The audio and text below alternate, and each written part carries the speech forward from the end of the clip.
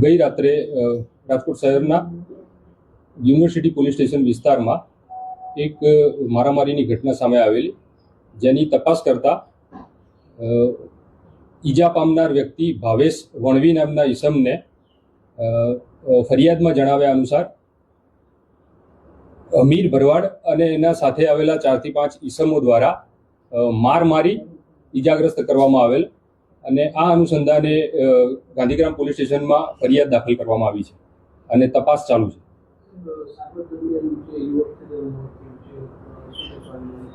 હા, મેં જણાવ્યું પ્રમાણે રાત્રે એને સિવિલ હોસ્પિટલમાં એડમિટ કરેલો.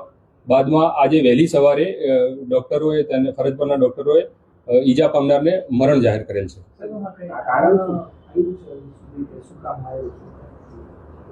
ફરિયાદમાં મરણ જનારના મિત્ર દ્વારા ફરિયાદ આપવામાં આવી છે ને ફરિયાદમાં જણાવ્યા મુજબ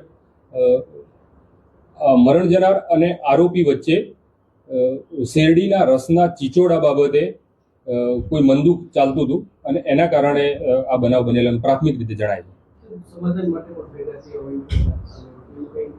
અત્યાર સુધી બહાર નથી આવી વિગત કોઈ. હા, આરોપીને પકડવા માટે શહેર પોલીસની અલગ અલગ ટીમો કાર્યરત છે.